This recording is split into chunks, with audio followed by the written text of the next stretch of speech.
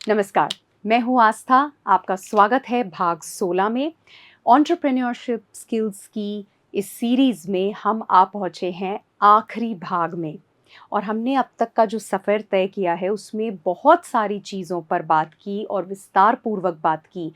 उद्यमिता है क्या? एक उद्यमी कौन होता है? मानसिकता क्या है? कौन से गुण हैं? कौन से कौशल हैं जो आप अपने अंदर बिल्ड कर सकते हैं? क्या-क्या चीज़ें होती हैं? प्रोसेस क्या है? स्टेप बाय स्टेप क्या चीज़ें करनी हैं? है ना? क्या तरीके हो सकते हैं? क्या टेक्नीक्स हो सकती हैं? विभिन्न प्रकार की टेक्नीक्स जिनसे आप चुनाव कर सकते हैं। आप देख सकते हैं आपकी रुचि किस ओर है और फिर उस व्यवसाय को कैसे शुरू करके सफलता की ओर लेकर जाएँ। कुछ मिथक देखे हमने जो आपकी धारणाओं को, आपके निर्णयों को प्रभावित कर रहे हैं। क्या-क्या चीज़ें ज़रूरी हैं आपके लिए, है ना? पार्टनरशिप, नेटवर्क, किस तरह से शुरुआत कर सकते हैं। बहुत सारे अलग-अलग पहलुओं पर हमने बातचीत की और अब हम आ पहुँचे हैं आखिरी भाग पर। और आपको ये बताना चाहूँगी कि आप तो जो करेंगे अपने व्यवसाय को आगे बढ़ाने के लिए, उसके लिए आपको डटे रहना है, लगे रहना है। लेकिन साथ में ही भारत सरकार ने भी कई सारी योजनाएँ बनाई हैं महत्वाकांक्षी उद्यमियों को समर्थन देने के लिए।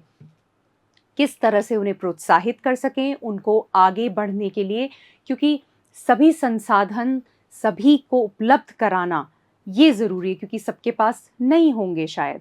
तो जो एस्पायरिंग हैं, चाहते हैं उद्यमिता में उतरना, लेकिन उनके पास संसाधन नहीं है, उसकी कमी की वजह से रुक जाएँ, तो ये अच्छा नहीं है, देश की उन्नति में एक बाधा बन सकती है।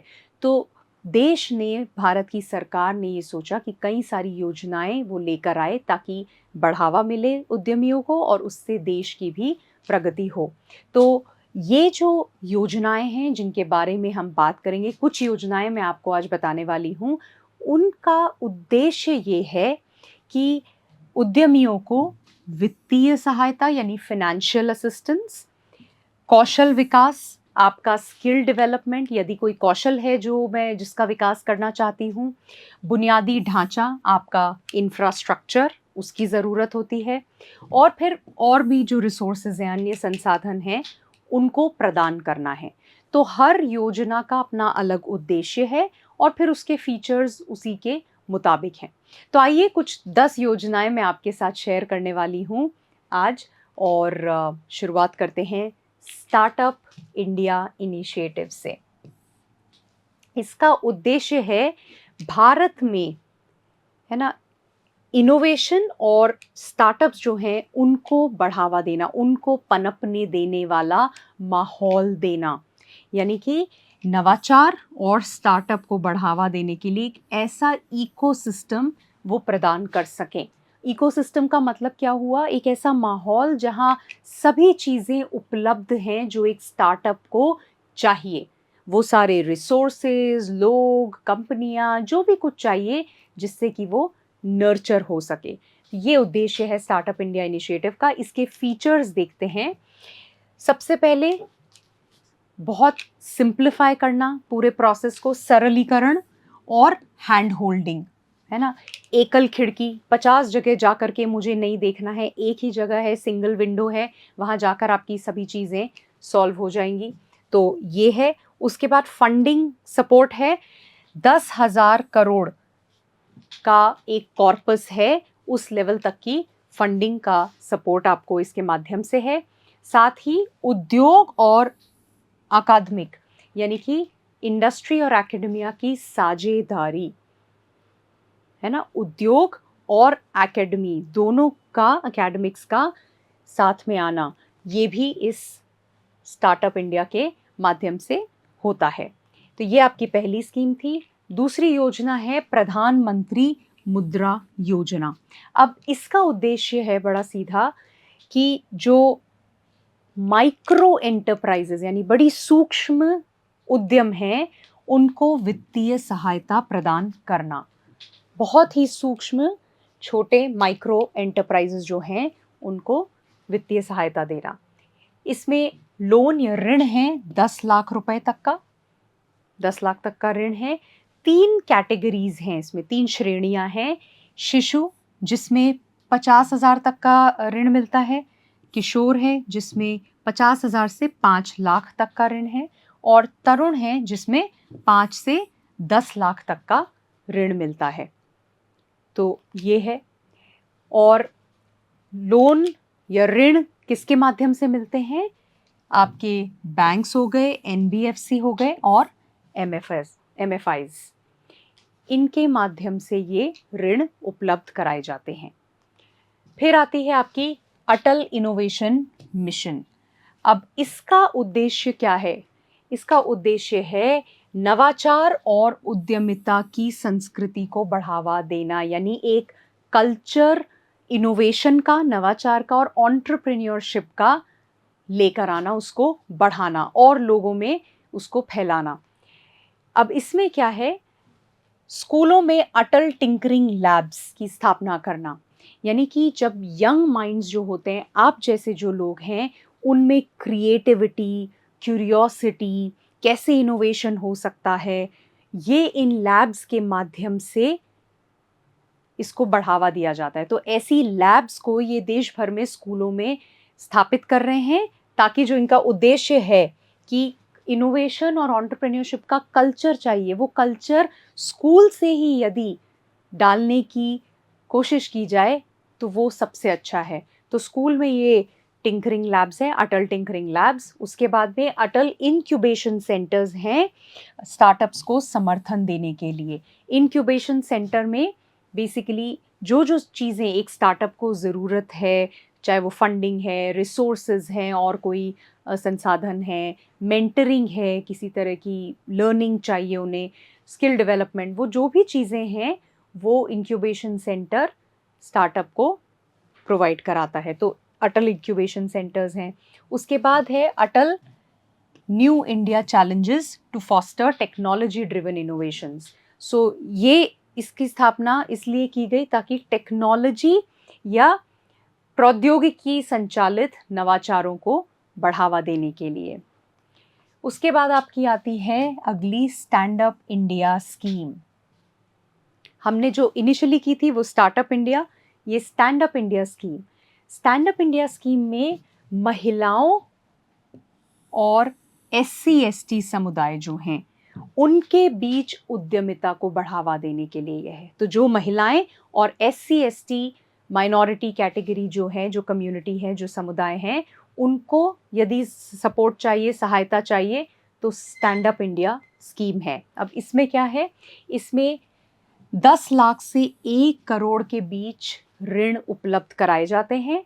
उसके बाद फोकस है ग्रीन फील्ड एंटरप्राइजेस, है ना, यानी कि मैन्युफैक्चरिंग यानी विनिर्माण, सेवा और व्यापारिक क्षेत्रों में, इन 3 क्षेत्रों में जब नए तौर पर स्क्रैच से कुछ बिल्ड किया जाता है, चाहे कोई कंपनी, कोई फैक्ट्री, उसको ग्रीनफील्ड एंटरप्राइज कहते हैं। तो उस पर फोकस किया गया है कि इन क्षेत्रों में जो स्क्रैच से कुछ बनाया जा रहा है, ऑलरेडी है पहले से, उसको बिल्ड करना या उसको अपग्रेड करना वो नहीं कह रहे हैं, स्क्रैच से, तो वो इसमें शामिल है।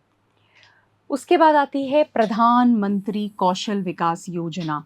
इसका उद्देश्य है युवाओं को कौशल विकास प्रशिक्षण में सहायता देना। कौशल विकास यानी स्किल डेवलपमेंट की ट्रेनिंग यूथ को देना। तो इसमें शॉर्ट टर्म ट्रेनिंग प्रोग्राम्स हैं, यानी छोटे ट्रेनिंग प्रोग्राम्स हैं, और साथ ही है आपका recognition of prior learning, RPL, यानी पूर्व शिक्षा की मान्यता। RPL क्या है? कई लोगों को उन्होंने जो काम किया है, जो अनुभव है, उसको भी वही मान्यता दें जो कि एक फॉर्मल एजुकेशन की है, जो एक फॉर्मल शिक्षा आप लेते हैं, उसकी जो मान्यता है, इसको जो आपका ज्ञान है, जो आपने नौकरी करते हुए सीखा या आपने जो भी काम किया, एक सर्टिफिकेशन के माध्यम से इसको भी वही मान्यता देना, that is recognition of prior learning. तो शॉर्ट टर्म ट्रेनिंग्स और RPL ये है। इसके साथ ही प्रशिक्षण और प्रमाणन के सफल समापन के लिए मौद्रिक पुरस्कार, यानी कि ट्रेनिंग सर्टिफिकेशन पर आपको मॉनेटरी पुरस्कार मिलते हैं। नेक्स्ट आपकी आती है नेशनल स्मॉल इंडस्ट्रीज कॉरपोरेशन। अब इसका उद्देश्य है कि विभिन्न सेवाओं के माध्यम से एमएसएमईज को सहायता देना, उनका समर्थन करना। अब इसमें किस तरह का समर्थन हो रहा है एमएसएमईज का?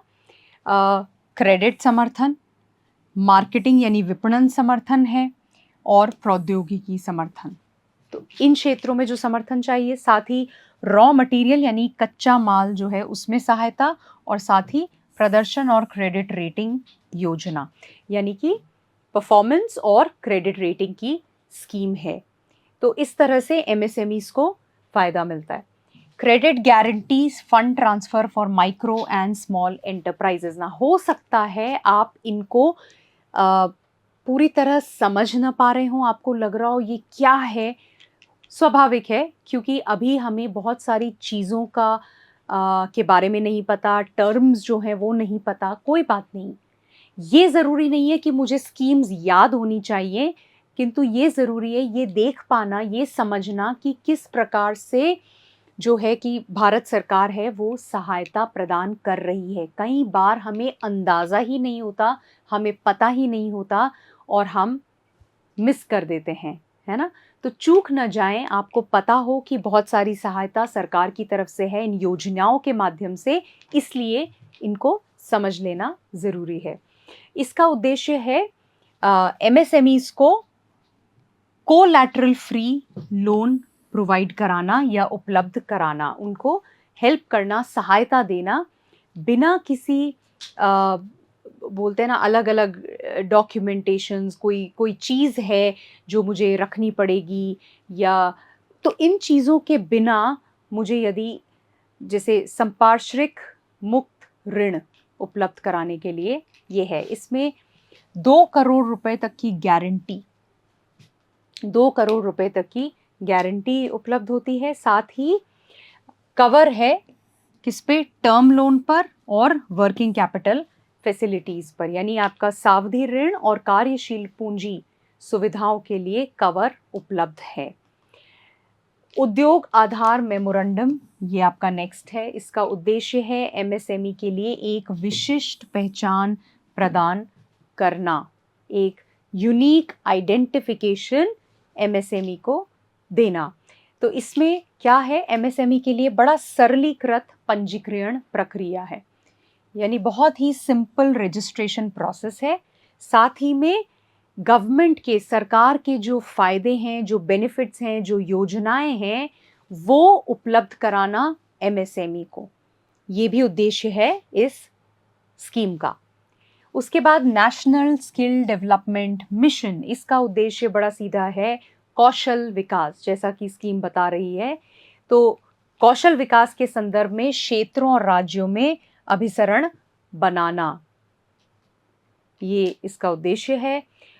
इसके अंदर क्या क्या उपलब्ध होता है? व्यावसायिक प्रशिक्षण और कौशल विकास पहल, यानी कि ऐसे इनिशिएटिव्स हैं, ऐसी पहल है जो वोकेशनल ट्रेनिंग और स्किल डेवलपमेंट, कौशल का भी विकास करती है, और व्यावसायिक प्रशिक्षण, जो आपका व्यवसाय है उससे संबंधित, जो खास उस व्यवसाय के लिए ट्रेनिंग चाहिए, प्रशिक्षण चाहिए, वो भी देती है।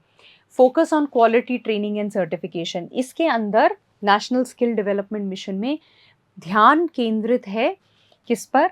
गुणवत्तापूर्ण प्रशिक्षण और प्रमाणन पर।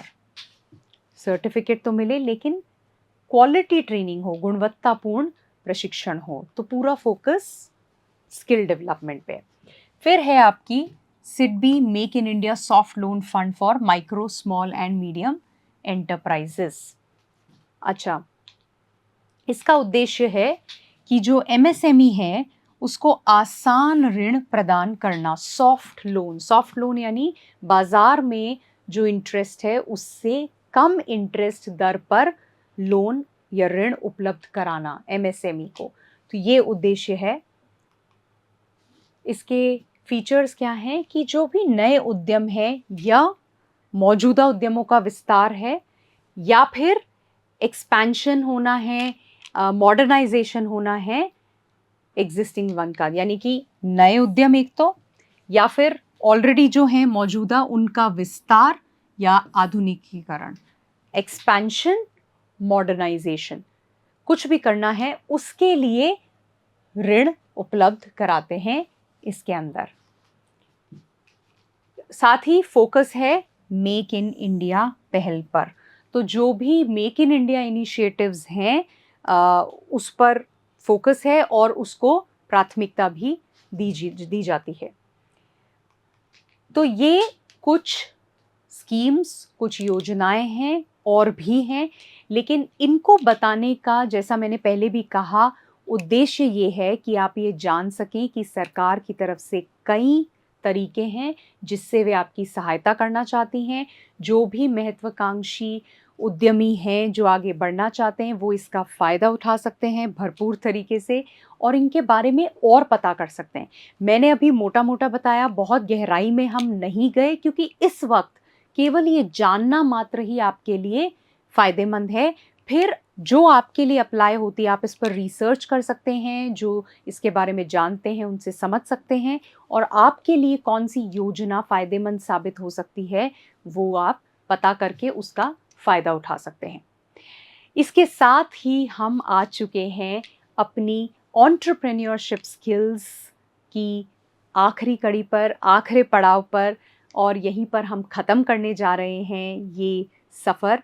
लेकिन आपके लिए एक नए सफ़र की शुरुआत होने वाली है। यदि आप मन बना चुके हैं उद्यमिता में उतरने का, आप क्रिएटिव हैं, कुछ नया लाना चाहते हैं, कुछ जो समस्या है उसके लिए सॉल्यूशन लाना चाहते हैं, आगे बढ़ना चाहते हैं, खुद का कार्य करना चाहते हैं, तो आपको बहुत बहुत बधाई, आपको बेस्ट विशेस। और मैं आशा करती हूँ जो भी आपको अपना व्यवसाय शुरू करने के लिए ज्ञान की आवश्यकता है, अलग-अलग पहलुओं पर जो आप जानना चाह रहे थे वो आपको इस सीरीज़ से मिला होगा। यदि आपको किसी पार्ट पर दोबारा जाना है तो हिचकना मत, वापस उस पार्ट पर जाना, देखना, अपने नोट्स बनाना, समझना, इसका उद्देश्य यही है ताकि आपको बार-बार इसमें फ़ायदा मिलता रहे और जो ज्ञान आपको चाहिए वो आपको मिलता रहे। आशा करती हूँ ये आपके लिए फ़ायदेमंद था और आपकी आगे की जर्नी के लिए आपको बहुत-बहुत सारी विशेस देते हुए आपसे यहीं पर विदा लेती हूँ। नमस्कार, धन्यवाद।